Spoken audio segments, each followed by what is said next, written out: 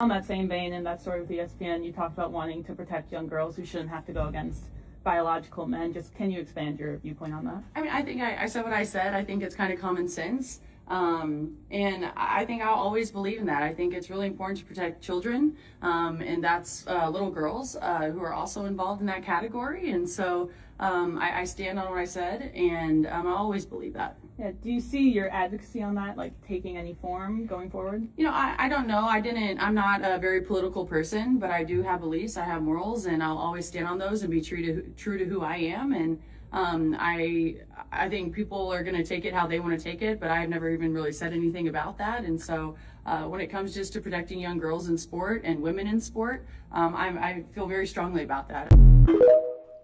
You know, I find it so challenging and unsettling at the same time that these conversations even have to be had, you know, about biological men playing in women's sports. And I know there are two sides to this, where there are some people on the side that say, well, we believe they ought to have an opportunity to participate in the sport and not be left out, especially if they've started their process of they're transitioning early. And there are others who believe, like, you know, once a man, always a man, you know, especially if you don't transition early and you transition later, like, you're still a man. I'm of the perspective that, you know, that if you were born a man or male, that's what you are. And even if you transition early, there's still something biologically sound about you physically that differs from most women, and you should not be allowed to play.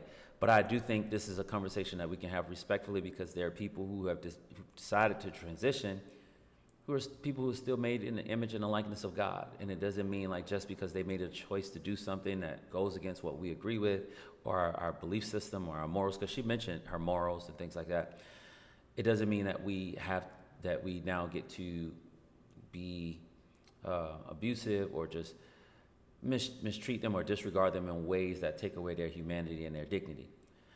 I do think it gets to a point to where you have to say, all right, well, enough is enough. We've had enough of this conversation. This is where we land. But I also think you have to give room to be compassionate and try to, you know, help people understand why you land where you land and why the boundaries or the rules exist the way they do. But I can get how in a climate to where it seems like this stuff is just being shoved down our throats, you know, time and time again, that it could just become frustrating. But we're gonna watch a few more videos and I'll continue to give my commentary. But the lady in the first video, which is Sophie Cunningham, plays in the WNBA, and she spoke out about it, and it just, you know, started up a whole bunch of conversation, which I think in many ways needs to happen, so that, you know, understanding can be brought about possibly for those who want it. And then also, you know, when these type of things happen, of course, people are going to politicize a lot of things and try to use it for different reasons to gain power. But let's hear what this coach has to say. WNBA basketball coach. What's your stance? What is your stance on men or athletes who test as biological male participating in women's sports? What's your personal stance? Yeah, I mean, I don't know that I would say that I'm educated enough from a scientific standpoint. I don't ever believe that exclusion is an answer. I just don't. See, one of the challenges I have with her response, and I'm gonna let the rest of it play, is that immediately she goes into intellectual dishonesty. Like, she's intelligent enough to know that there's a difference between a man and a woman. She's obviously, you know, intelligent enough to know, you know, why this conversation is happening. Yet she's saying, oh, I don't feel like I'm educated enough scientifically. It's just really her, you know, deflecting for having to give a direct answer. And this is where I think a lot of the frustration comes, because if you say, you know, I believe a man is a man and a woman is a woman, now all of a sudden you're the bad person. So rather than, you know, standing up and saying what she know to be true, now she's, you know, essentially pushed into a corner to where, well, I don't want to speak on that, but I'll say this: everybody belongs. It's like, you know, it's dishonesty at its best. Do you think, when we think about various levels of sport, various governing bodies of sport and things that go into that, like I said, I'm not educated enough at the different levels. Yes, you are. I played with the boys all the time. So there you weren't would, girl sports. would you welcome a biological male in WNBA? Again, it's like, I don't know, when we talk about biological male and scientifically where we are, I think it's a totally different scenario. As I said, I'm not educated enough in terms of Yes, you are. Transgender and transitioning to give you a smart answer. I would say though that I just don't feel like exclusion is an answer, and I think that we need to have deeper, more layered conversations. It's and you have to be careful with the mentality of how people try to use words, like to say, I don't think exclusion is the answer. So essentially what they're saying is that when you say like a man doesn't belong in a woman's sport, even if the man has transitioned, they're saying you're excluding them. No, if a person decides that they want to transition into being something else, first and foremost, I'll be honest and say I don't believe that that's biologically possible. I'll just lay that out there. Respectfully, it's not. But I'll go with, for the sake of conversation, I'll just go along with it. If they decide like, hey, we want to, as a man, I want to transition to a woman. By that decision alone, you are then excluding yourself from certain things because you have made a decision for you. And that's just how life works in general. You know, if I make a decision to drive, to buy a large truck, and then but I want to go through drive-throughs, but the way I got my truck lifted, it's too high. By deciding to buy a truck, get it lifted to a certain height, I'm choosing, I'm making the decision to exclude myself. I can't then be going to every drive-through restaurant and saying, hey, y'all need to make it to where this fits so my truck can drive through. No, I made a decision. And I'm not minimizing people who choose to transition to a vehicle. I'm using it to make a point. The point is deciding to transition is a choice. And there are things that come with that. Some exclusions, some inclusions. But the world is not obligated to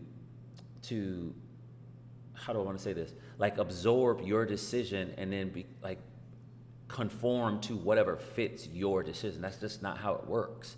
And we have to be mindful to not get caught up in the nonsense and the rhetoric going on all around us that try to make us think that we have to.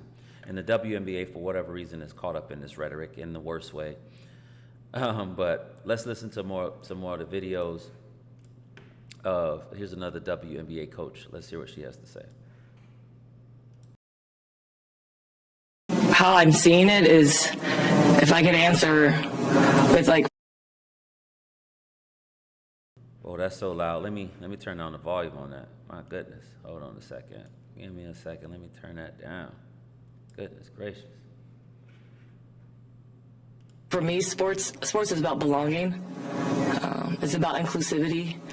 It's about allowing everyone to be their authentic self. I'm big on that just because I have been criticized for my height, for my ethnicity. I've been in those "you shouldn't belong here" many times. And for me, I don't want that space, especially Golden State, to ever feel like that. So I'm all about women, little girls deserving to play, and that includes trans women. So I'm all about inclusivity. And see, that's where I disagree. And I wish I had that. There's a clip of someone, a male, playing overseas, and he's a biological male, but has transitioned and is identifying as a woman, and he's just bullying. He's just having his way, on that court with those women. It's just shameful, but it's a conversation. And who else would be more qualified to have these conversations than I think people who identify themselves as followers of Christ, who are called to be compassionate, who are called to be understanding and patient. We're called to not deny truth, but to stand on the truth of God, truth that's beyond what we feel, and I think we need to be not necessarily more reactive, but more proactive in our conversation. And it's okay to have a line drawn, like, hey, this is where we draw the line in the sand. We do not believe this, or we do not agree with this and that. And we know that may not go with our cultural, political correctness, but that's okay. And I think I even know people who don't identify as followers of Jesus who have a hard line in the sand for this, because I think it's relatively common sense. I say that respectfully, that a man cannot be a woman, and it's just so offensive to women, in my personal opinion, that men are trying to transition into their sport and dominate and conquer. I was telling somebody the other day, men are designed to conquer. Not that women aren't, but we're wired differently in a way that God, for God's purpose, to conquer. And it's just shameful that men are out there trying to conquer women, conquer womanhood, conquer women's sports. It's just unbecoming. And then there are people, both men and women, who are actually going along with it. It's shameful. It's shameful. We're going to watch one more video, and then I'm going to close out. Let's see. Oh, here it is.